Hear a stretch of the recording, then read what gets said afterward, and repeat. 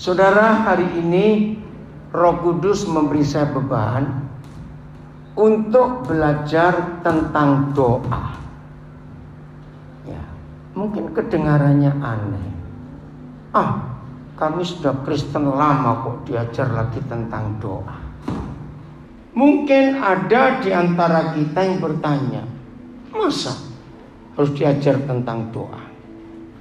Saudara, yang namanya belajar itu ada waktunya berhenti atau sepanjang hidup kita harus terus belajar. Betul? Nah, pertanyaan kedua, kalau kita belajar, itu belajar hal-hal yang kita sudah tahu atau yang belum tahu. Betul? Sungguh?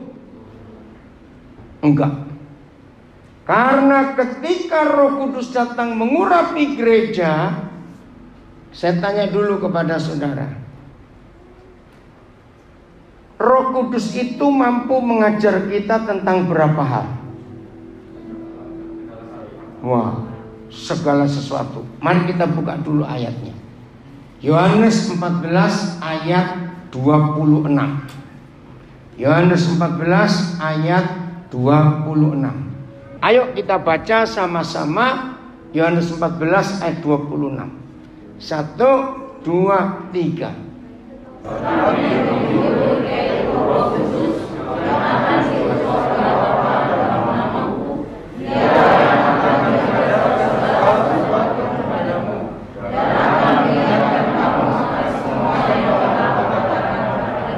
Ada dua fungsi Roh Kudus di ayat ini. Dan kalau saudara mulai hari ini dapat firman, dapat ayat tentang tugas pekerjaan Roh Kudus, kumpulkan. Wih, ternyata Roh Kudus itu luar biasa. Nah, untuk satu ayat ini saja dia punya dua tugas. Satu apa? Mengajarkan. Nah, yang lengkap, enggak cuma mengajarkan, segala sesuatu. Kedua tugasnya mengingatkan kita. Saudara, begini, saya tidak tahu apakah dosen-dosen, profesor-profesor di sini. Coba saudara tanya, di dunia ini seorang super jenius sekalipun, mungkin gak ada orang mampu mengajarkan segala sesuatu? Saya tanya jawab, mungkin gak ada orang yang mampu mengajar segala sesuatu? Tidak ada. Tapi Roh Kudus mampu mengajar kita tentang berapa? Segala sesuatu itu berapa? Salah, bukan banyak. Tak terhingga, semua. Maka itu sedih doktrin gereja memberangus, membungkam, mengkotaki Roh Kudus. Sehingga hampir semua gereja di dunia hanya memberi kesempatan peluang Roh Kudus untuk hal-hal yang rohani saja. Nah, saya tanya, kalau dia mampu mengajar kita tentang segala sesuatu, berarti apakah hanya hal-hal rohani? Loh, ayo, apakah hanya hal-hal rohani? Tidak. Pak Gembala, tadi saya masuk dapat warta gereja.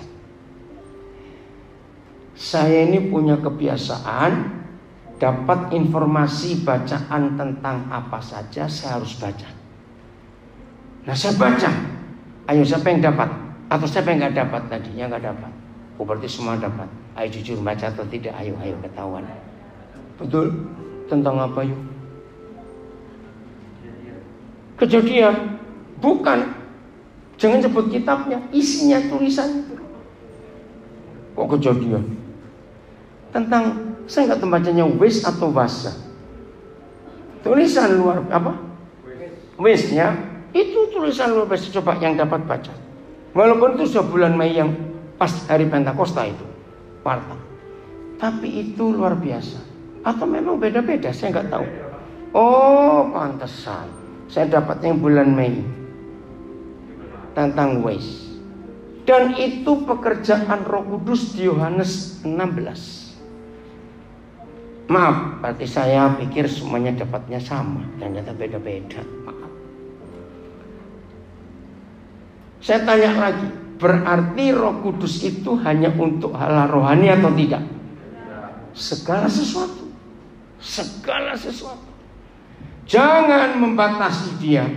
Jangan memberangus, membungkus, mengkotaki dia. Setuju? Segala sesuatu. Nah, masih ingat siapa sebutan untuk orang-orang percaya Tuhan Yesus di 28 pasal Kisah Para Rasul? Kita disebut apa? Disebut apa? Atau gini aja Pak, tolong. Yang di bagian belakang 3 orang maju ke sini supaya yang baru datang tidak sampai harus jalan ke depan. 2 orang lagi pindah. Tolong Pak, tolong. Ya, ayo, tolong yang di pintu sana pindah yuk, 2 orang cepat. Ayo, supaya, ayo satu lagi. Ada 2 tempat, ayo satu lagi cepat. Ya. Terima kasih 2 bapak yang penurut dan taat. Karena lebih gampang ngatur bebek daripada ngatur orang, saudara. Terima kasih ya. Bebek, kucing lebih gampang diatur, orang ini susah sekali. Terima kasih Bapak hebat 2 ya. Oke. Apa sebutan yang diulang-ulang di 28 pasal Kisah Rasul tentang orang yang percaya Tuhan Yesus? Bukan Kristen loh. Kristen cuma sekali disebut, hanya di pasal 11. Itu pun bukan Tuhan Yesus yang bicara. Ayo, kita disebut apa? Yang kuat, gak usah ragu-ragu. Murid. Wah, yang lain gak belajar berarti gak bisa jawab. Murid Tuhan Yesus. Oke. Kalau murid, hobinya apa? Jangan bilang makan, awas kamu. Apa hobinya murid? Nah, saya balik lagi. Kalau belajar, kita suka belajar hal-hal yang baru yang belum kita tahu, atau kita suka belajar hal-hal yang lama yang sudah kita tahu. Yang benar yang mana? Yang baru, yang belum kita tahu. Tapi sedih ketika Roh Kudus datang ke dalam gereja dan dia mengajar kita tentang segala sesuatu yang baru. Berarti kalau Roh Kudus mampu, sanggup, bisa mengajar kita tentang segala sesuatu, berarti yang dibawa oleh Roh Kudus materi-materinya yang dulu kita sudah tahu atau yang baru? Betul? Tidak. Gereja tidak selalu menerima hal-hal yang baru, sebab sejarah gereja mencatat begitu Roh Kudus mengajarkan hal yang baru, tidak sedikit gereja berkata sesat. Betul atau salah? Itu sejarah. Mungkin Anda berkata, ya tapi kan bisa saja salah. Nah, kalau Roh Kudus itu kita sebut salah mengajar, yang salah ya yang ngomong, bukan Roh Kudus. Betul tidak? Nggak mungkin kalau Roh Kudus yang mengurapi, lalu pelajarannya salah, nggak mungkin. Nah, ini iman kita. Saya tanya, ini tentang doa.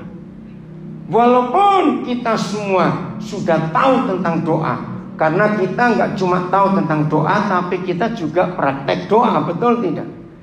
Tapi saya tanya dulu ya, percayakah saudara tetap masih ada hal-hal yang baru tentang doa yang kita belum pernah ketahui? Lu jawab ya atau tidak? Nah, hari ini kita akan membuka firman Tuhan untuk mengetahui hal-hal yang kita belum ketahui tentang doa. Tapi janji, jangan berkata sesat. Tunggu dulu sampai selesai kita belajar. Ada hamba-hamba Tuhan yang kelihatannya kritis, tapi sebetulnya bodoh, maaf. Merasa dirinya hebat.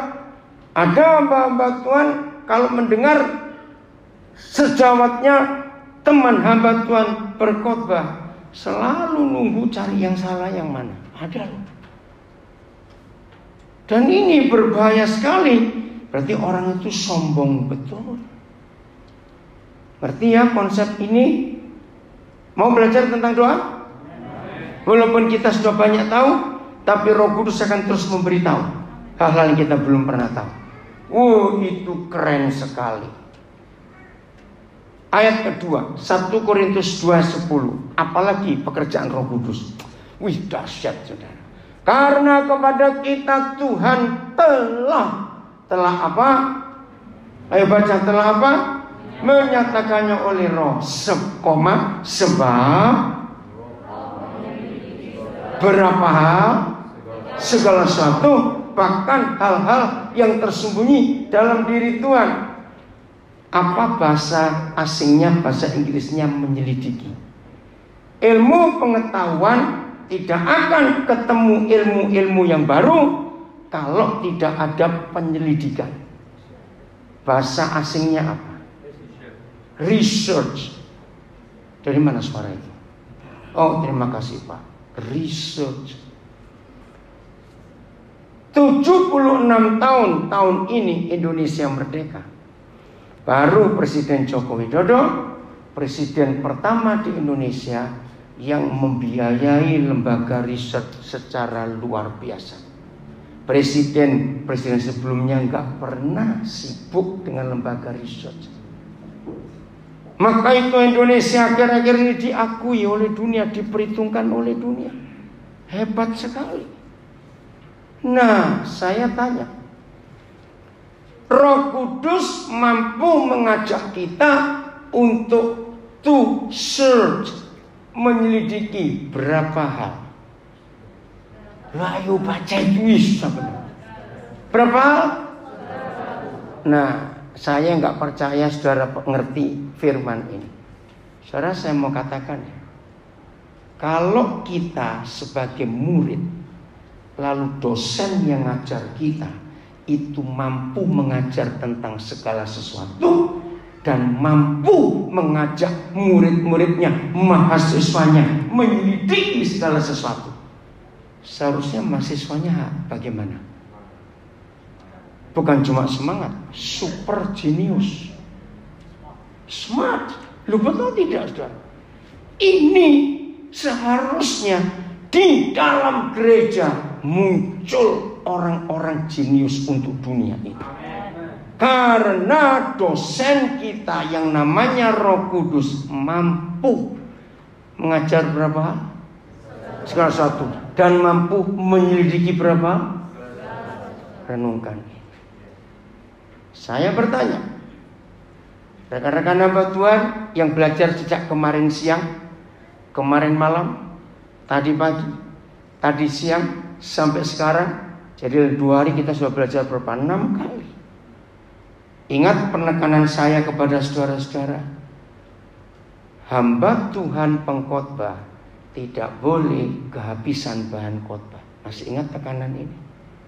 Nah, sekarang saya tanya, kalau saudara dan saya menyerahkan hidup ini untuk diajar oleh dosen yang mampu mengajar segala sesuatu, dan kita menyerahkan diri kepada dosen kita yang mampu mengajak kita untuk menyelidiki segala sesuatu. Pertanyaan sederhana, akankah pengkhotbah kekurangan bahan? Ini pertanyaan penting. Dengan kata sebaliknya, kalau sampai ada pendeta, hamba Tuhan, pengajar, pengkhotbah kekurangan bahan, langsung vonis diri sendiri. Aku sedang tidak belajar dengan Roh Kudus. Rajin-rajinlah baca buku tulisan siapa saja. Ada batasnya enggak buku-buku itu? Loh, ada batasnya tidak? Ada. Salah satu batasnya adalah tahun penulisan. Karena setiap hari di dunia ini pasti ada hal-hal yang baru. Betul? Ini penting, saudara. Maka itu saya ajar saudara begini ya. Kalau ada seorang Ya, ada seorang sejak umur 10 tahun, anak ini sehari dia bisa mempelajari 20 hal baru setiap hari. Dan anak ini meninggal umur 106 tahun. Berarti dia belajar berapa puluh tahun. Dan kalikan berapa tahun dulu? Umur 10 ke 106. Ayo, dia belajar berapa tahun? Berapa? 96 tahun. Satu hari 20 hal baru. Nah, 90 tahun kalikan 65 kalikan 20. Saya tanya, apakah orang ini sudah bisa disebut dia sudah belajar tentang segala sesuatu? Kenapa? Masa belajar segitu lama, 96 tahun, sehari dia belajar 20 hal baru? Masa nggak bisa disebut dia sudah belajar tentang segala sesuatu? Jelas tidak. Kenapa? Kenapa? Penting ini. Betul. Di samping dia terbatas, bukan itu jawabannya.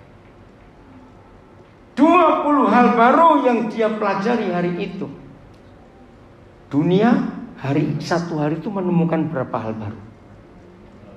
Ya. Contoh, kalau saudara beli handphone, datang ke toko handphone, saya cari yang terbaru. Ada atau tidak? Tidak. Waktu barang terbaru, kata penjualnya, itu dibawa dari pabriknya lewat Jakarta atau lewat Singapura atau lewat mana sampai ke toko itu, perjalanan handphone itu sekian hari, sekian minggu. Di pabrik handphone lain sudah ada yang baru juga. Loh, betul atau tidak? Maka saudara dan saya tidak akan pernah bisa mendapatkan tipe-tipe terbaru, mau handphone, mau kamera, mau jam tangan, mau sepeda, mau apa saja. Betul atau salah kalimatnya? Loh, saya tanya, betul atau salah? Daniel 12 menulis, coba lihat ayat yang keempat. Maka itu gereja, kalau kita cuma berkutat, tahu kata berkutat, ubek-ubek bahasa Jawa, cuma putar-putar di hal-hal rohani, Galilea, Yudea, Samaria, Yerusalem, surga, neraka, ketinggalan kita. Setuju saya ngomong ini? Tolong rekan-rekan saya, Mbak Tuhan, karena besok pagi-pagi saudara sudah pada balik ke daerah masing-masing. Roh Kudus ingin membawa saudara pulang ke dalam satu cara yang baru untuk belajar. Maka kalau semua kita mau dipimpin oleh Roh Kudus, mengajar di mana saja, kapan saja, dalam situasi apa saja, kita tidak akan mengajar hal-hal yang lama. Baca sama-sama. 1 Daniel 12 ayat 4. 1, 2, 3.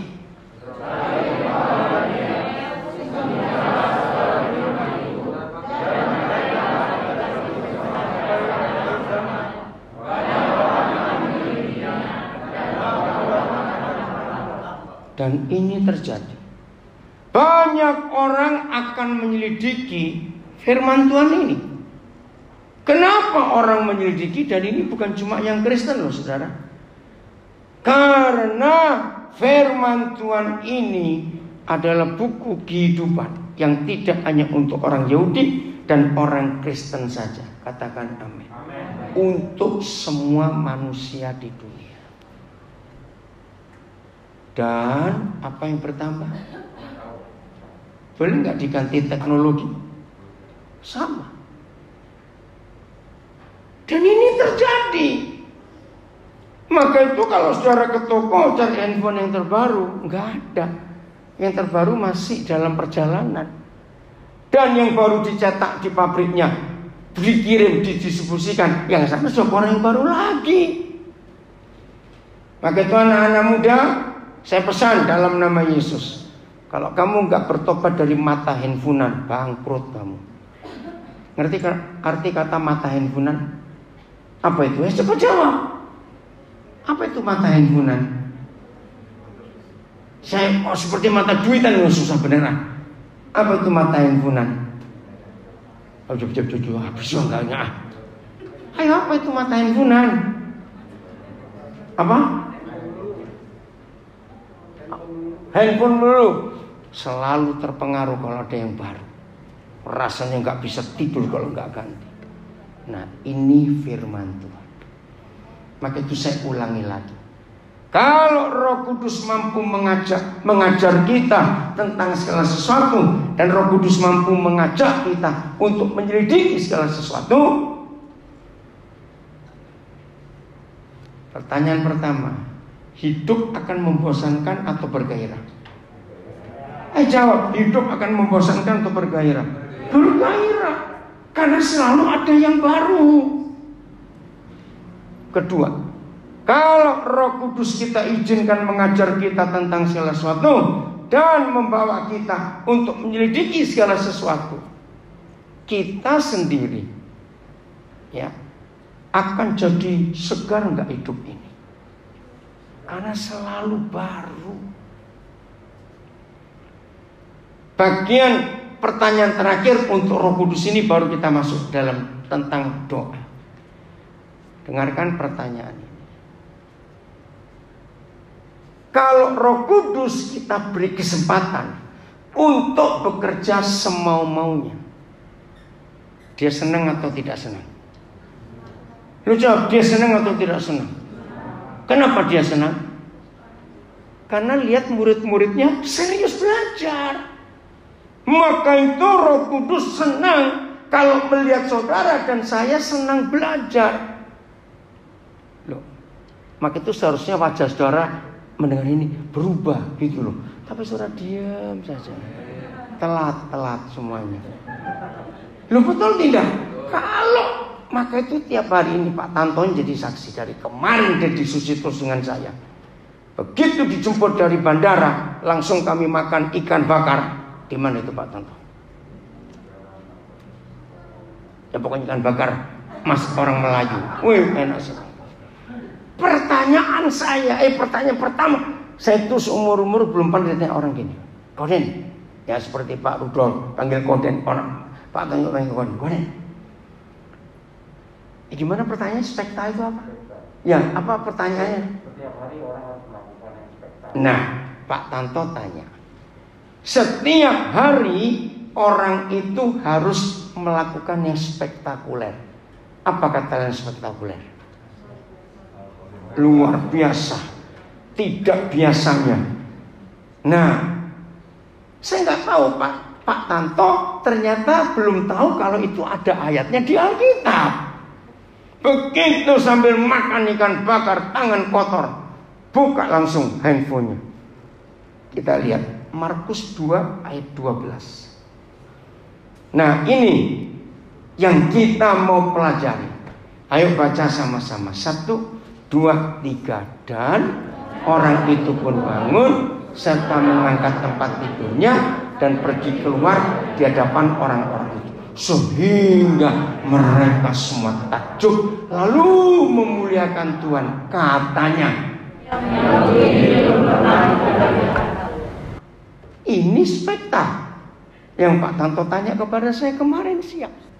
Begitu saya tunjukkan ayat ini, saya melihat wajah Pak Tanto. Wih, ini spektakuler.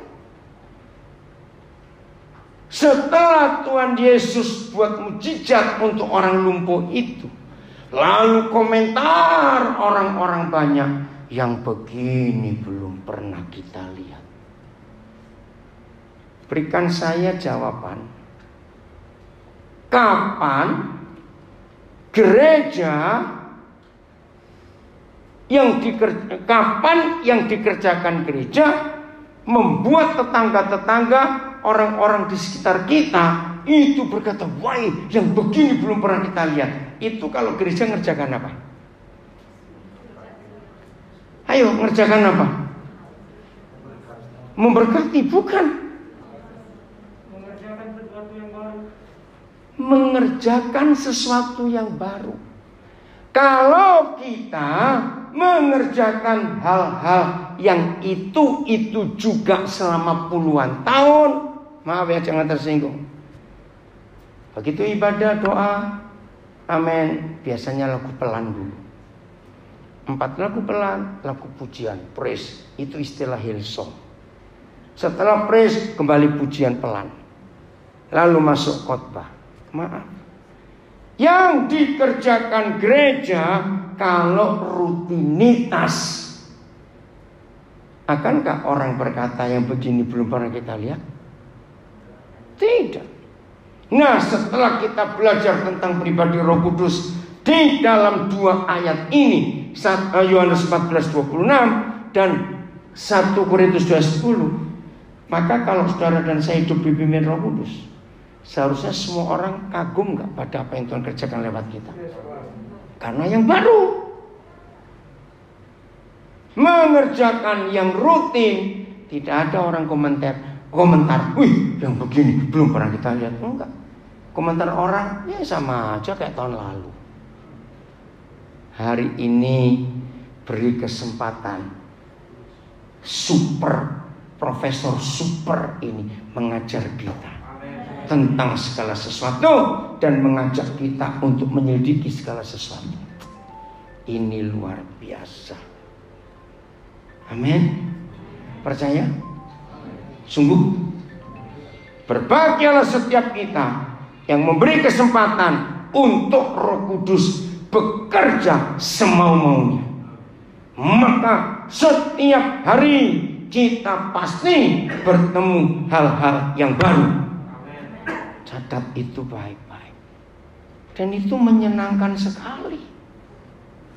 Oke, tentang doa ya, tentang doa. Mau tahu tentang doa hal-hal yang baru kita belum pernah ketahui selama ini? Oke. Saya beri pertanyaan untuk kita mengerti. Siapa yang percaya bahwa kekristenan itu bukan agama? Kenapa? Agama itu pasti, ya, cari kamus bahasa Indonesia, cari kata agama, ada kalimat begini. Agama itu harus ada peraturan sembahyang dan peraturan ibadah. Itu agama. Maka itu semua agama di dunia, ibadah dan doa itu wajib dan ditulis, diatur oleh pendiri agama masing-masing. Dan satu hal lagi saudara harus tahu, semua agama di dunia hukumnya wajib untuk belajar bahasa pendirinya. Renungkan kalimat ini.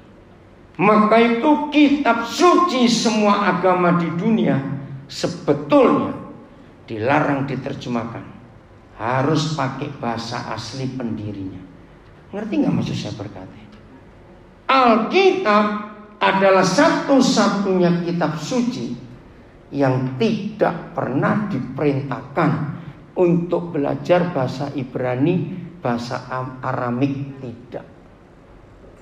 Mau belajar silakan, tapi Tuhan tidak minta. Dan di dalam Alkitab Perjanjian Baru khususnya, saya tanya, ada nggak peraturan sembahyang, peraturan ibadah? Jawab dong, ada tidak? Tidak ada. Tapi semua agama ada.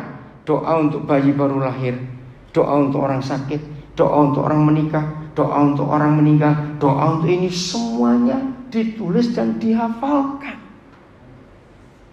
Tapi Bapak kita tidak.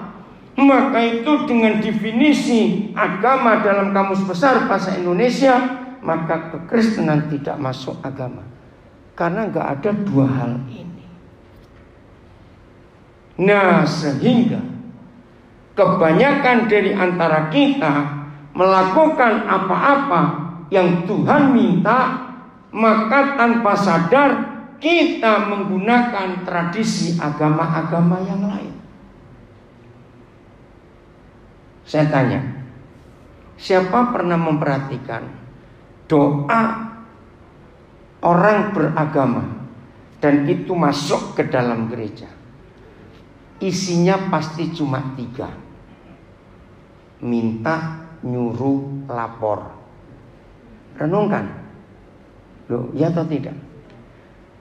Tuhan tolong, Tuhan. Oh, Tuhan tolong. Begini loh Tuhan, begitulah Tuhan. Terus berkati sekarang Tuhan. Saudara, ternyata Tuhan tidak pernah mengajarkan doa itu cuma minta, nyuruh, lapor, lapor, nyuruh, minta. Pasti bingung. Lah terus gimana kalau berdoa? Ini dia. Mari kita buka Matius 6 ayat 6. Di dalam firman ini kita akan menemukan sebuah konsep doa yang luar biasa. 1, 2, 3. Tetapi jika engkau berdoa, masuklah ke dalam kamarmu, kunci pintunya. Stop dulu. Ternyata kita tidak melakukan ini. Tapi Tuhan tidak marah, Tuhan tidak tegur. Coba, pernah doa di rumah makan? Loh, tanya kok. Pernah doa di stasiun? Di terminal? Di bandara? Masuk kamar tutup pintu tidak? Loh, ayo jawab, tidak ngomong kok. Tidak. Nah, jadi yang kita sebut doa, kita ini doanya 5 waktu loh. Kalau yang males, percaya nggak? Bukan Islam aja 5 waktu, kita juga. Itu doa pagi, sarapan, makan siang, makan malam, tidur. Yuk balik lagi Pak, ini 5 dulu sehari ya. Betul 5 waktu enggak? Nah ternyata menurut Tuhan Yesus, doa yang 5 waktu itu enggak dihitung sebagai doa. Karena kita doanya di tempat umum dilihat orang. Ada 3 pengertian dalam tentang Matius 6 ayat 6. Masih ingat Tuhan Yesus negur? Hei, kalau kamu berdoa jangan di perempatan-perempatan jalan seperti imam-imam itu. Betul enggak? Ternyata semua agama begitu. Lihat berapa kali kejadian ada orang sembahyang satu agama di tengah jalan lagi. Betul tidak? Di pinggir, di trotoar, di depan toko. Ternyata semua agama di dunia doanya itu supaya dilihat orang bahwa dia sok suci. Padahal Tuhan mau kalau kita berdoa, hanya Tuhan dan kita yang tahu. Masuk kamar, kunci pintu. Ini yang pertama. Dengan Matius 6 ayat 6 ini saya belajar. Berarti Tuhan menilai hidup kekristenan kita itu selama di dalam ibadah, di dalam gereja atau di luar gereja. Ayo, jawab pertanyaan. Di luar. Serohani apa? Saya ulangi. Serohani apa kita waktu di dalam gereja? Menyembah, berlutut, nungging, angkat tangan, nangis, dan semuanya. Selama itu ada yang lihat, Tuhan tidak pernah memperhitungkan itu. Karena yang Dia mau, kita masuk kamar, kunci pintu. Maka itu kalimat berikut, dan berdoalah kepada, ayo baca, Bapamu yang di tempat tersembunyi, maka Bapamu yang melihat yang tersembunyi akan membalasnya. Dengan ayat ini saya tidak terlalu sibuk dan pusing dengan kebaktian, karena bukan itu yang Bapak lihat. Waktu saya di rumah, bagaimana istri anak-anak saya melihat saya. Waktu saya sedang tidak pelayanan, bagaimana? Jadi jangan terlalu sibuk kalau di gereja begini. Apalagi selama pandemik ini. Semua ibadah agama apa saja tidak boleh. Betul tidak? Berarti gak ada yang lihat dong. Ngerti ya firman ini? Itu nomor 1. Nomor 2, kekristenan, kalau saya pakai istilah agama, adalah satu-satunya agama di dunia. Tolong jawab. Hubungan yang disembah dengan hubungan yang menyembah. Dalam Efesus 5, hubungan ini apa? Tuhan Yesus dengan kita itu dalam Efesus 5, hubungannya apa dengan apa? Suami istri. Terima kasih Pak Pendeta Rudolf. Tidak ada agama manapun di dunia yang mengajarkan hubungan Tuhan dengan umatnya itu hubungan suami istri. Bahkan nanti kita akan lihat Lukas 11. Apabila kamu berdoa, katakanlah Bapa.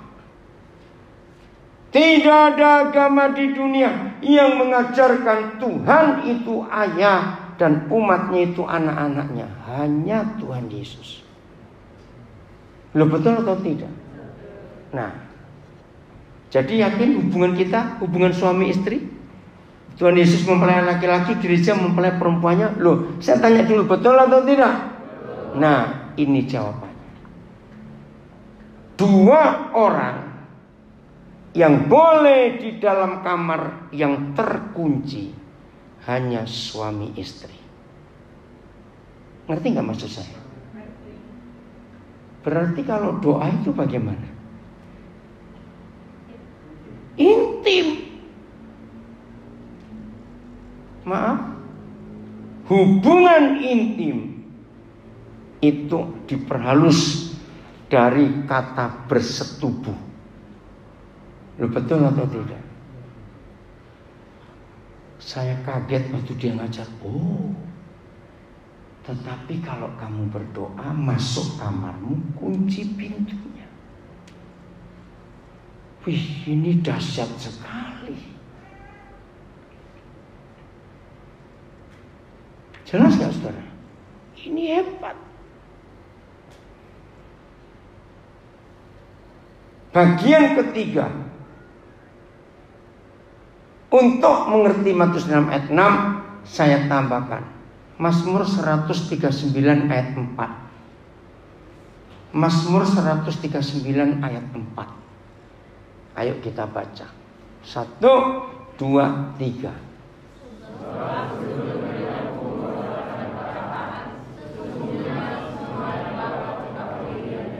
Saya pertama baca ayat ini tertawa saya di bahasa pengertian. Kenapa saya tertawa? Sebab sebelum lidahku mengeluarkan perkataan, sesungguhnya berapa hal? Semuanya. Ayo, semuanya telah apa? Tuhan ketahui. Ini yang saya tertawa. Jawab ya, jangan tersinggung. Setelah kita baca Mazmur 139 ayat 4, kayak gitu doa itu perlu lama-lama atau tidak? Loh, ayo kok ragu-ragu. Doa itu perlu lama-lama atau tidak? Kalau begitu doa itu perlu panjang-panjang atau tidak? Tapi yang kita lakukan, ya udah. Loh, betul tidak? Sejak saya ngerti ayat ini, saya jadi pusing kalau ada orang teman saya khususnya pendeta. Wih, saya baru doa 3 jam. Saya langsung batin, ngomong apa kamu? Loh, betul? Aku puasa 3 hari. Saya tanya, terus ngomong apa? Sebelum kita ngomong aja Tuhan sudah tahu. Bukankah ini hubungan suami istri? Suami istri yang sudah saling mengenal. Gak perlu bicara dengan gerak tubuh. Yang satu bisa merasakan, oh ngerti dia lagi butuh ini. Jawab iya atau tidak? Ini doa. Ini doa. Sebagai mempelai laki-laki surgawi, dia sangat mengerti kebutuhan mempelai perempuannya.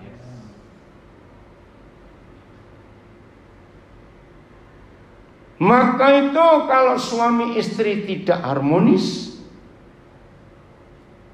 dia nggak bisa membayangkan hubungan doa itu seperti ini. 1 Korintus 6 ayat 16-17. Ayo kita bongkar ayat ini. 1 Korintus 6, 16-17. Atau tidak tahukah kamu bahwa siapa yang mengikatkan dirinya, saya nggak mau baca kata perempuan, saya hapus, sudah lama. Kenapa? Maaf, zaman ini sudah gila. Ternyata pelacur itu ada yang pelacur laki-laki loh sekarang. Loh, betul atau tidak? Coba jawab. Maka itu saya nggak mau ganti kata perempuan. Ini diskriminasi. Maka itu saya baca begini. Atau tidak tahukah kamu bahwa siapa yang mengikatkan dirinya pada perjinahan, itu yang betul. Nah, saya tanya, kata mengikatkan di sini kata lainnya apa? Persetubuhan. Betul. Saya baca. Atau tidak tahukah kamu bahwa siapa yang mengikatkan dirinya pada perjinahan, mengadakan persetubuhan, maka itu ada kalimat menjadi. Ayo menjadi. Nah, kalau diperpendek menjadi satu tubuh. Diperpendek jadi apa?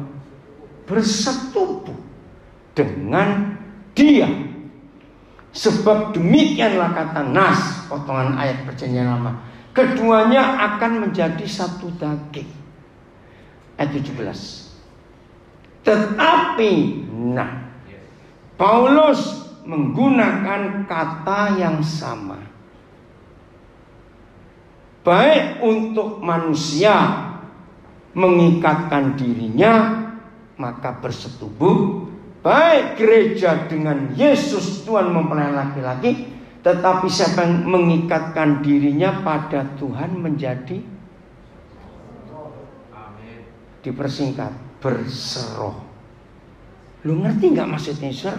Saya ini ngajak ngomong kok saya diam kayak botol gitu. Aduh, susah benar. Yang semangat gitu loh. Betul? Berseroh dengan dia.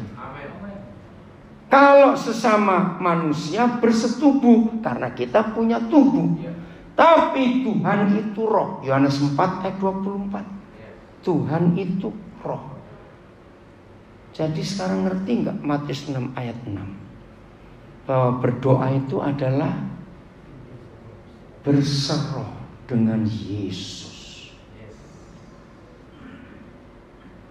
Lagi sekali, suami istri yang nggak harmonis nggak bisa mengerti rahasia ini.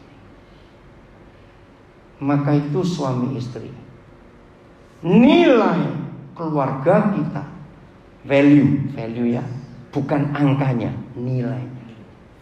Itu bukan rumah kita besar, mewah, sederhana, jelek, bukan. Nilai keluarga kita bukan dilihat income sebulan berapa, mobilnya merek apa. Nilai keluarga kita justru waktu berdua suami istri di tempat tidur dalam kamar terkunci. Itu ngomong apa, diskusi apa, perasaannya bagaimana. Suami istri yang mata duitan di tempat tidur ngomongnya duit melulu. Betul atau salah? Uang terus yang dibahas. Sampai sampai capek, besok lanjut. Ini kok banyak yang tertawa ini, jangan-jangan maaf. Loh serius. Suami istri yang tidak harmonis, suasana tempat tidurnya dingin, tidak indah. Kenapa? Pasti akan bicara. Habis ngomong pendek salah, ngomong panjang salah, nggak usah ngomong. Loh betul tidak? Itu nilai keluarga kita. Kenapa saya bisa belajar ini? Ada firman Ibrani 13 ayat 4. Lihat ayat ini. Ibrani 13 ayat 4. Adik-adik yang belum menikah, kamu catat ayat-ayat ini supaya besok kalau kamu menikah, ini dia. Jadi pemerintahan kerajaan surga adalah satu-satunya pemerintahan di alam semesta ini yang mensensus tempat tidur suami istri. Ayo, ada nggak negara yang buat sensus tempat tidur suami istri? Itu pemerintah nganggur. Juli tahun 87 saya bertobat lewat ayat ini. Saya belum menikah waktu itu. Saya sampai kaget. Oh iya, hendaklah berapa orang? Semua, berarti semua itu siapa saja? Manusia. Hendaklah kamu semua ngapain? Penuh hormat terhadap perkawinan. Stop dulu. Saya mau tunjukkan dua bukti fakta. Dan kalau saya sebut nama, saya tidak bersalah, karena ini bukan rahasia umum, tapi semua orang tahu. Siapa masih ingat penceramah kondang A. Agim? Nah, yang muda-muda pasti nggak tahu. Saya respect pada dia, karena kalau dia khotbah itu karismatik betul. Ingat nggak dia? Waktu itu setiap jam 2 siang dia pasti tampil di Istiqlal dan masuk live di SCTV. Istri saya suka mengingatkan kalau saya sibuk lupa, Agim tampil. Saya banyak mengikuti cara dia ceramah. Ada sih ngikuti, masih kan nggak itu? Saya sampai 2 kali ke pusatnya di Geger Kalong, Bandung. Karena saya kagum. Wih saudara, setiap hari bukan ratusan orang datang, ribuan. Itu bis-bis turis itu antri. Wih, Bandung sampai macet. 2 kali saya ke sana. Saya masuk ke toko bukunya untuk melihat. Ketemu para penjual makanan ramai di depan. Saya tanya kepada saudara, kapan pamornya turun? Waktu dia kawin lagi. Aneh. Padahal di hukum mereka laki-laki boleh nggak kawin lagi? Tapi faktanya, saya pernah ketemu di Cianjur. Ya 1 kali dia diundang. Ini kelompok ibu-ibu pengajian tapi bicara soal pendidikan anak-anak. Saya kaget. Ternyata tidak sedikit wanita-wanita muslim itu nggak setuju hukum bahwa boleh menikah lagi. Begini kata mereka, Pak, kami masih manusia punya perasaan. Wih, kaget saya waktu mereka ngomong begitu. Berarti walaupun mereka tidak punya hukum ini, Ibrani 13 ayat 4, ternyata mereka menghormati pernikahan nggak sebetulnya? Lo jawab, berarti mereka penuh hormat gak terhadap perkawinan? Itu buktinya luar biasa. Yang kedua, maaf, Ahok, kapan pamornya turun? Semalam dengan Pak Tanto dan istri kami masih diskusi. Salah satu mengenai Ahok. Inilah bukti bahwa semua manusia itu ada naluri untuk menghormati perkawinan. Katakan amin. Ini luar biasa. Apa yang disebut menghormati perkawinan oleh Yesus Kristus Tuhan kita? Baca kalimat berikut. Dan 1, 2, 3. Dan stop. Komanya jangan dibaca. Yang punya bahasa Mandarin, bahasa Inggris, bahasa Batak, bahasa suku apa, Ogan Komering Ilir, atau sudah banyak terjemahan Alkitab, bahasa suku-suku. Baca saudara. Terjemahan bahasa Indonesia kurang lengkap. Yang lengkap begini. Dan janganlah kamu mencemarkan tempat tidur pernikahanmu, your marriage bed. Jadi nggak sekedar tempat tidur. Apa kata lain mencemarkan? Coba jawab, apa kata lain mencemarkan? Mengotori. Apalagi? Ayo bongkar cepat saudara. Mengotori, betul. Mencemarkan, ayo apa? Menajiskan, menodai. Ayo apa lagi? Ini cara kita. Ingat-ingat tadi pagi di Jalan Rusa saya mengajar, hidupi ayat-ayat Alkitab ini. Jangan diterangkan, Yang tidak hadir tadi pagi saya ingin berbagi lagi. Menerangkan ayat Alkitab itu beda dengan menghidupinya. Hamba Tuhan yang menghidupi firman, maka kalau dia mengajar, yang mendengar langsung akan kesedot. Pasti berkata betul. Karena dihidupi dan ini kebenaran. Saya sangat percaya kalimat terakhir dari 9 buah roh. Saudara boleh lihat nanti Galatia 5:23. Dan tidak ada hukum yang bisa menentang hal-hal ini. Salah satunya ada ayat 4 Ibrani 13. Orang Islam pun, orang Indonesia pun menghormati perkawinan. Enggak ada yang menentang, ini kebenaran. Jadi kalau saudara mengkhotbahkan hanya menerangkan, itu bukan menghidupi. Kalau kita menghidupi firman, maka menerangkannya jadi gampang. Bedakan di situ. Maaf, saya menghidupi karena anugerah Tuhan. Maka itu saya bisa membawa saudara yang mendengar seperti ada di dalamnya. Saya bersyukur untuk anugerah Tuhan itu. Mencemarkan, menodai, menajiskan, apalagi tadi itu? Mengotori. Ayo, 2 lagi. Apa? Mencemarkan. Ya, belakang. Mengkhianati, itu yang saya tunggu. Mengkhianati. Wih.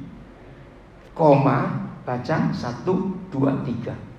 Sebab orang-orang Sunda dan pezina akan dihakimi Tuhan. Apa kata dihakimi? Dihukum.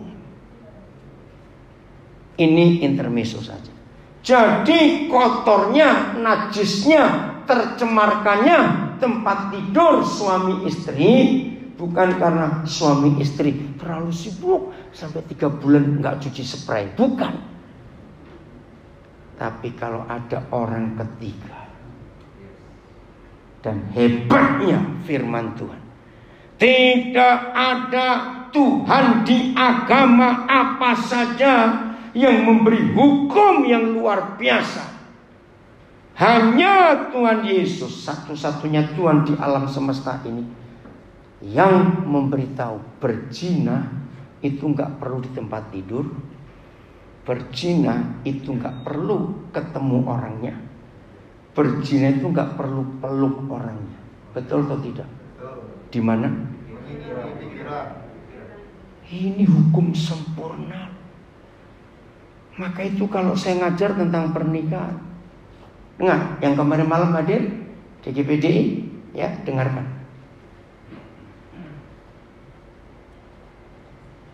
Rusaknya rumah tangga itulah neraka di dunia. Masih ingat kemarin malam yang ada? Tapi murninya rumah tangga itulah surga di dunia. Jadi untuk membuat dunia jadi seperti surga atau seperti neraka, kuncinya sama di dalam rumah kita. Suami istri yang penuh pengampunan pasti surga di dunia. Tapi suami istri yang sulit mengampuni itu neraka. Dan masih ingat kemarin malam kita belajar Matius 18, 19 dan 20. Suami istri yang sedang saling menjengkelkan bisa berdoa tidak? Nggak bisa. Nah, saya lanjutkan. Kalau suami istri sedang saling menjengkelkan, tempat tidurnya, suasananya seperti apa? Neraka. Maaf ya, maaf. Apa? Gelap. Apa dia bilang? Gelap. Iya. Karena neraka itu. Oke, dengarkan. Saya mau tanya penting ini. Ini yang berbahaya. Ketika suami istri tidak penuh pengampunan, namanya manusia punya keinginan biologis. Jujur jawab. Wajar nggak kalau dia mikir orang lain? Karena yang satu dingin, nggak mau melayani. Tidur di tempat tidur yang sama. Yang satu ngadap utara, satu ngadap selatan. Cuma ketemu pantatnya saja. Loh, betul nggak istilah ini? Itu neraka betul-betul. Maka itu hukum ini sempurna. Walaupun gak ada orang ketiga tidur di situ, tapi kalau pikiran kita mikir, apalagi pernah mikir mantan pacar, waduh, lu wajar saudara kalau suami istri saling mengecewakan. Kenapa aku dulu gak nikah dengan dia, kok dengan orang ini? Maka itu tempat tidur ini hukum yang luar biasa. Tolong catat, tidak ada pemerintah negara manapun yang mensensus tempat tidur rakyatnya kecuali pemerintahan kerajaan surga, saudara. Di tempat tidur itulah. Nah, ini rahasianya.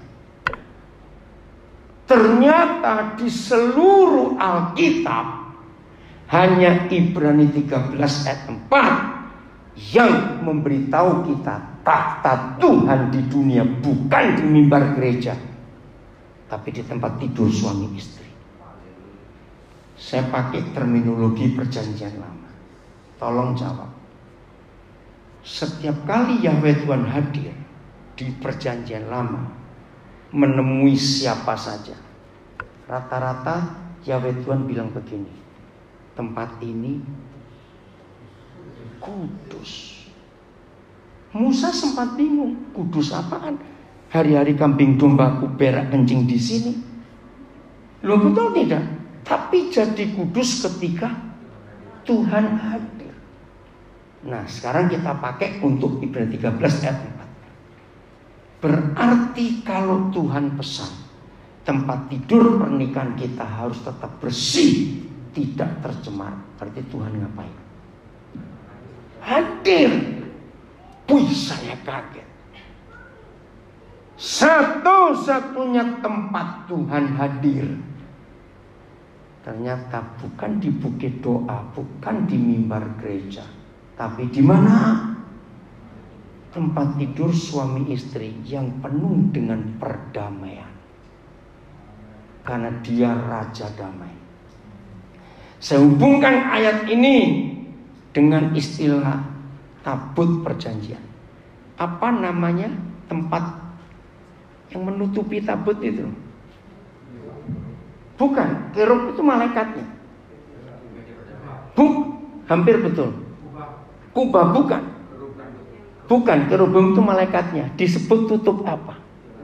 Tutup pendamaian. Di situ aku hadir, Musa. Keluaran 25 ayat 22. Yaitu ditutup pendamaian. Maka itu setan rajin. Keluaran 25 ayat 22. Maka itu setan rajin merusak kesepakatan kita suami istri. Karena setan tahu begitu suami istri tidak sepakat, maka tutup pendamaian retak dan Tuhan gak bisa hadir. Ingat kemarin malam kita belajar Ibrani 12 ayat 14. Ini ayatnya 25 ayat 22. Dan di sana aku akan bertemu dengan engkau, dan dari atas tutup pendamaian itu, dari antara kedua kerub yang di atas tabut hukum itu, aku akan berbicara dengan engkau tentang ini yang harus dialami suami istri di tempat tidurnya. Bicara tentang segala sesuatu. Dan ini diteruskan oleh Tuhan Yesus di Yohanes 15 ayat 15. Aku tidak menyebut kamu lagi hamba, tapi sahabat, sebab aku telah memberitahukan kepadamu segala sesuatu yang telah aku dengar dari Bapakku. Luar biasa. Saya tanya sekarang, kalau doa kita seperti ini, akan bosan gak berdoa? Tidak. Karena suami surgawi kita menyatakan segala sesuatu kepada mempelai perempuannya. Keluarkan dua kata penting ayat 22 Keluaran 25. Bertemu dan berbicara. Keluarkan itu. Ini hebat sekali. Ingat kemarin tadi pagi kita belajar tentang Keluaran 33. Siapa yang hadir duluan? Musa atau Tuhan? Tuhan hadir duluan. Tiang-tiang awan itu Keluaran 33. Oke, coba rangkum. Kalau hidup doa kita seperti perintah yang baru kita baca, doa kita jadi apa? Pertanyaan kebalik mungkin. Yang banyak ngomong siapa? Ayo, saya tanya. Kalau kita sudah rangkum ini semua, jadi seharusnya kalau kita berdoa yang lebih banyak ngomong siapa? Tapi kenyataannya, nah itulah, yang banyak ngomong stop sudahlah.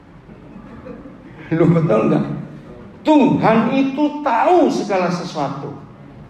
Kalau kita beritahu dia, itu namanya buang-buang waktu dan nganggap Tuhan goblok. Wah, betul. Saya buktikan lagi masih tentang doa. Yohanes 2 ayat 24 dan 25. Jangan bilang sesat ya, awas. Karena ternyata tidak sedikit hamba Tuhan tidak setuju Yohanes 2 24-25.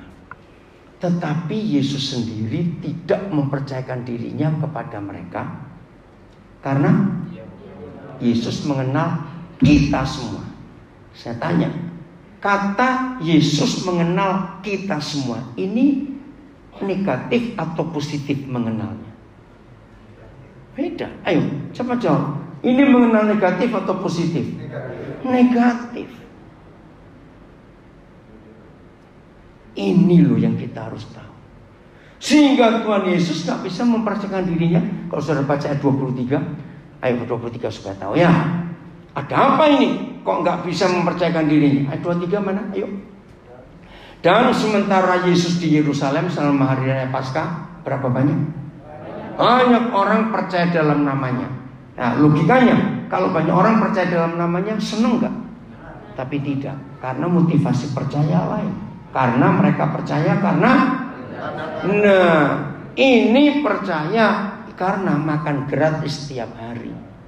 Lalu ikut Yesus itu makan gratis, mujizat terus kok. Betul? Nah, maka itu dia tidak bisa mempercayakan dirinya kepada orang-orang yang percaya kepada dia. Maafkan saya harus bicara ini. Saudara dan saya boleh percaya kepada Yesus. Orang melihat kepercayaan kita kepada Yesus luar biasa. Tapi hanya Tuhan Yesus yang bisa menilai kita percaya dia serius atau punya motivasi yang tersembunyi. Iya, tepuk tangan dong, harus hati-hati dalam hidup kita. Percaya karena ada embel-embel, melihat tanda-tanda. Dia nggak suka. Ayat 25. Dan karena apa? Tidak perlu seorang pun memberi kesaksian kepadanya tentang manusia. Coba beri kalimat lebih pendek. Tuhan Yesus tidak butuh, tidak perlu kesaksian tentang orang lain. Itu kalimatnya bagaimana? Oke, saya tanya balik, kebalikan. Contoh, kalau ada orang minta tolong doakan ibu A sakit kanker, tolong doakan keluarga B mau cerai, tolong doakan anak teman saya mau ujian. Coba renungkan sebentar sebelum dijawab. Biasanya doa kita itu isinya bagaimana? Ayo, pura-pura aja sering doa gitu coba. Oh, jadi malu sekarang. Gimana doanya? Nyuruh Tuhan. Tuhan tolong sembuhkan ibu A yang kanker. Tuhan tolong keluarga B yang mau cerai, supaya Tuhan satukan mereka kembali. Setelah kita belajar semua ayat ini tadi, perlu nggak Tuhan kita beritahu? Lah ayo. Tidak, kenapa? Ini sudah tahu. Maka itu buang-buang waktu mendoakan orang itu. Suruh doa sendiri. Karena urusan pribadi dengan Tuhan kok bukan karena doa. Dengan kata lain, Tuhan tidak terpengaruh dengan rasa ibah kita tentang seseorang untuk Tuhan tolong orang itu. Betul atau salah kalimat? Dia nggak terpengaruh. Apalagi doa gini, Tuhan, dia itu orang kaya loh Tuhan, suka nyumbang gereja loh Tuhan, Tuhan anaknya sakit, Tuhan tolong loh Tuhan sembuhkan. Ini kok pada tertawa, kenapa sih? Sering nggak kita doa seperti itu? Nah, yakinkan diri mulai hari ini. Kalau saudara doanya memberitahu Tuhan langsung minggir dulu. Dia nunggu saudara berhenti baru dia balik. Ngerti maksudnya? Nah, kembali lagi ke suami istri tadi. Maka itu kalau suami istri tidak saling mengampuni, tempat tidurnya tercemar karena mikir orang lain. Dan doa kita tidak terjawab. Belum selesai.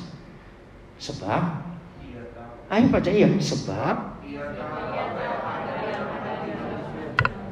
nah ini loh, sejak saya mengerti ayat ini, saya tidak mau mendoakan orang.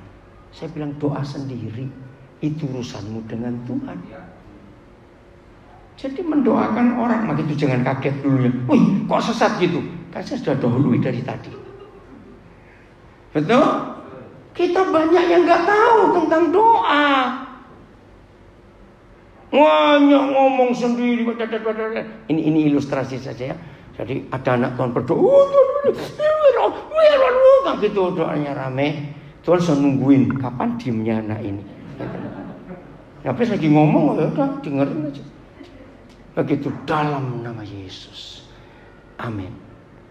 Pas dia amin langsung pergi. Tuhan baru mau ngomong, loh kemana ini anak kok sudah nggak ada, lari itu. Nah, saudara mentertawai siapa? Ya sudah. Ini doa yang salah.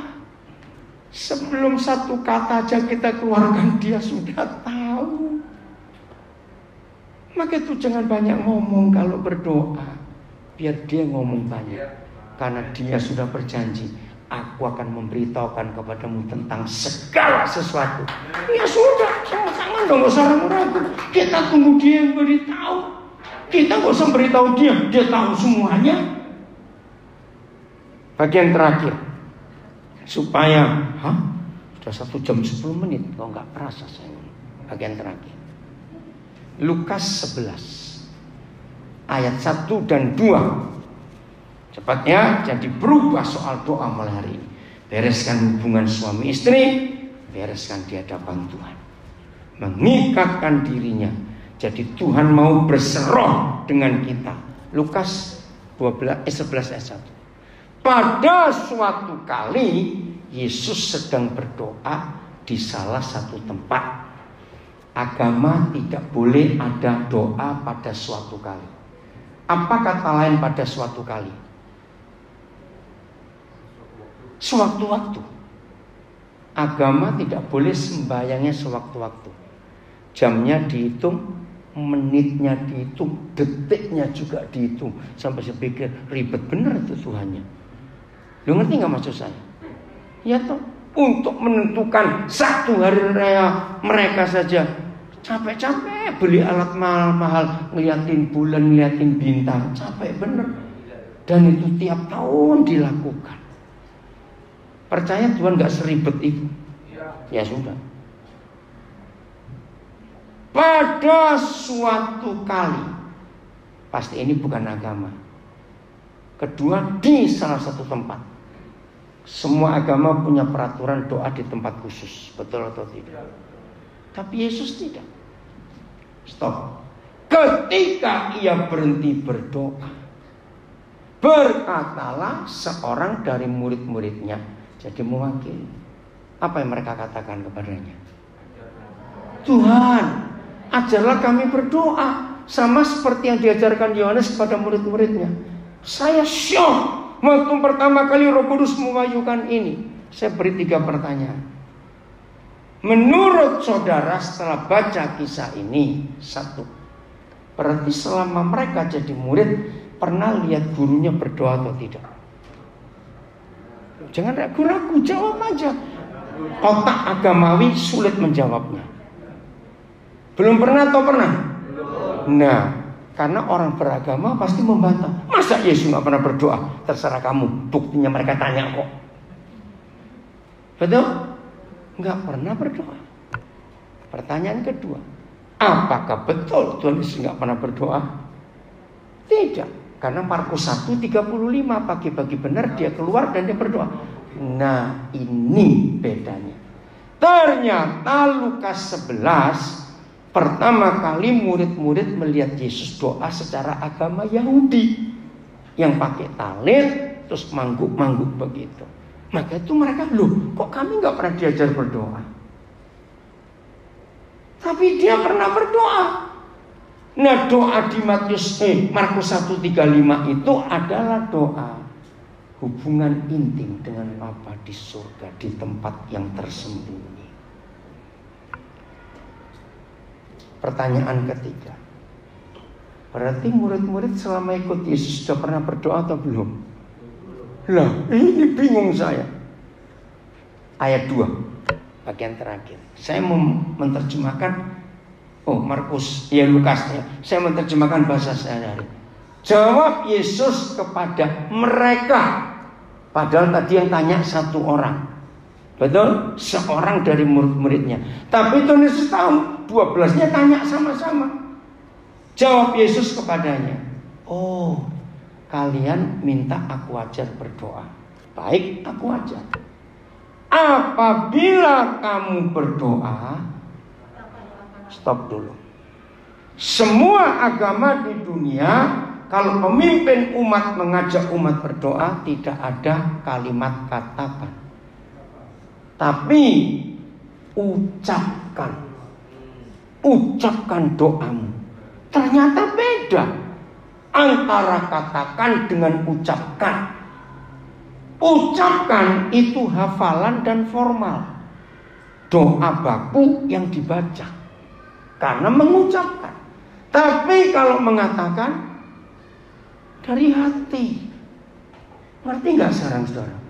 Maka itu kalau baca Alkitab yang teliti. Ayo suami istri kalau komunikasi, ucapkan atau katakan? Kalau ucapkan, yang jadi suami akan nempelin saya, kamu kok ngomong sama terus? Betul tidak? Masih gak ada kata lain? Lu ya atau tidak? Itu agama. Kalimat doanya sudah baku ribuan tahun, diulang-ulang terus. Maaf, katakanlah Bapa. Saya di Papua ketemu dengan para penterjemah Alkitab dari Wycliffe di Indonesia, namanya Yayasan Kartidaya. Saya kaget. Bahasa tertua di dunia itu bahasa Aramik, sebelum Ibrani dan Arab. Nah, Tuhan Yesus masa kecilnya bahasa ibunya bahasa Aramik. Maka itu saya pernah nonton film The Passion of Christ, itu bahasa Aramik bukan Ibrani. Huruf Aramik abjadnya Ab pertama, A itu Ab. Nah, dari Ab itu muncul kata Abba.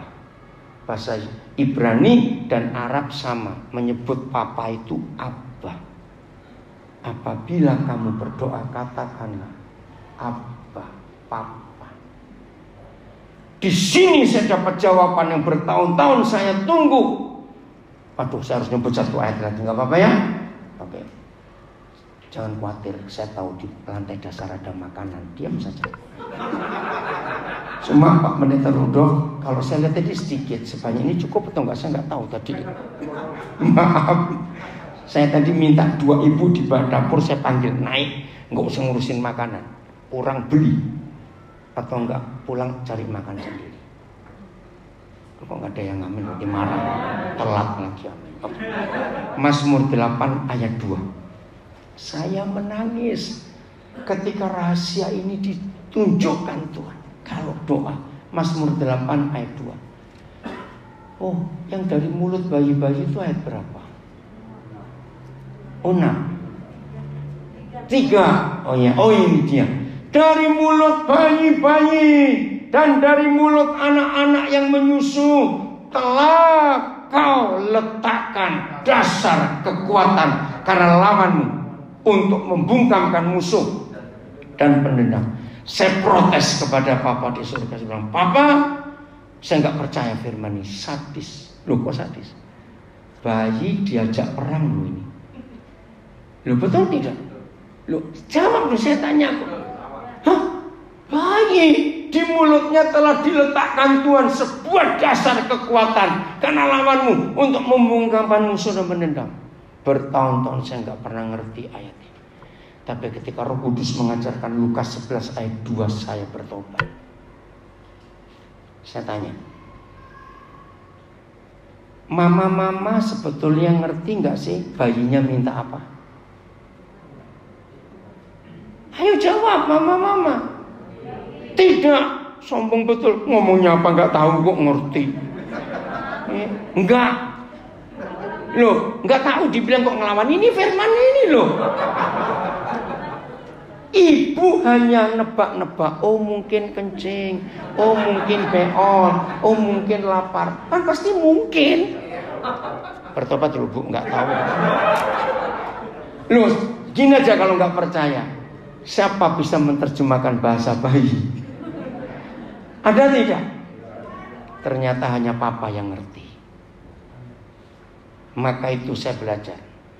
Setiap bayi mau bangsa apa saja, abjad pertama yang bayi ini ucapkan apa? Nggak ada bayi bilang B, terus S, P, R, itu nggak ada. Ayo, bayi itu abjadnya apa? Pertama bisa ngomong. Abjad, saya nggak tahu kata.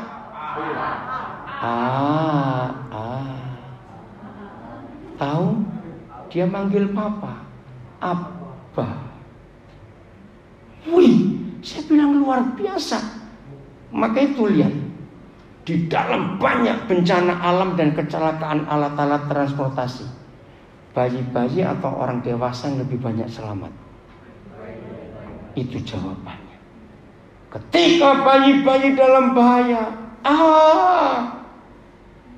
Papa langsung mendengar dari surganya. Keren gak ini? Ini luar biasa, saudara. Nah, ini gak bisa didapat di sekolah teologi manapun. Gak ada. Ini Roh Kudus yang mengajarkan. Tidak ada di buku manapun. Hanya Roh Kudus yang tahu. Maka itu saya bisa menghidupkan Roh Kudus itu mengajar kita tentang segala sesuatu dan mengingatkan. Jadi nggak mungkin lupa. Dan Roh Kudus itu mengajak kita menyelidiki segala sesuatu. Apabila kamu berdoa, katakanlah Abba, Papa. Itu cukup. Sisanya dia tahu apa yang kita perlukan. Nah, terakhir, betul-betul terakhir ini. Matius 6 ayat 32. Tertawanya nggak enak. Lanjut. Maka itu kalau kita belajar dengan Roh Kudus itu akan luar biasa. Semua itu dicari bangsa-bangsa yang tidak mengenal Tuhan. Apa itu semuanya? Ayat 31. Ayo 31 cepat. Sebab itu janganlah kamu khawatir dan berkata, apakah yang akan kami makan? 2, apakah yang akan kami minum? Apakah yang akan kami pakai? Jadi makan, minum, pakai itu kebutuhan pokok semua orang. Tapi 3 hal ini yang cari siapa? Ayat 32. Nah, kita kenal nggak? Nah, berarti kalau kita kenal, ikut cari nggak? Loh, kok diem saja? Saya cuma mikir kok. Yang mencari yang tidak mengenal Tuhan. Kita kenal tidak? Harus kamu bilang gak kenal, berarti anak tetangga gitu aja. Belum betul dong ini papa kita kok masa gak kenal? Ini yang saya bertobat. Jadi yang kenal Tuhan ikut cari tidak? Loh, ayo jawab. Tidak. Tapi ada nggak pendeta khawatir tentang makan minum pakai? Anak Tuhan khawatir tentang makan minum pakai? Berarti belum kenal. Dah gitu saja. Lalu apa? Apa tanggung jawab papa? Ini saya menangis, papa engkau baik. Saya ulangi, semua itu dicari oleh bangsa-bangsa yang tidak mengenal Tuhan. Akan tetapi, lanjut. Stop dulu. Ini penting. Kita rajin berdoa Bapa kami dalam surga. Tapi saya mau buktikan, sedikit yang betul-betul tahu bapaknya di surga. Loh, kenapa? Kalau bapak kita di surga itu artinya apa? Yang punya surga unlimited. Kalau bapak kita yang di surga enggak terbatas. Tapi anak-anaknya khawatir terus. Itu menghina bapaknya. Bertobat. Akan tetapi papamu yang di surga tahu apa semuanya? Makan, minum, pakai. Bapakmu tahu. Karena dia tahu, gak usah diberitahu. Tahu. Amin. Iya, betul, dia tahu. Saya buktikan. Anak kita waktu masih kecil baru panas sedikit. Yang khawatir siapa? Orang tua. Anaknya lari-lari, gak peduli. Waktu anak-anak masih kecil, bajunya robek. Biasanya anak kecil itu suka loh baju yang sudah robek, karena itu enak dipakai. Loh, betul tidak? Yang khawatir siapa? Orang tuanya. Sepatunya jebol. Enak loh pakai sepatu jebol itu. Anak kecil loh, betul tidak? Yang khawatir siapa? Ya ini ayatnya. Udah pulang semua. Selesai. Nggak usah khawatir tentang hidup ini. Akan tetapi Bapamu tahu. Tuhan memberkati kita semuanya. Haleluya.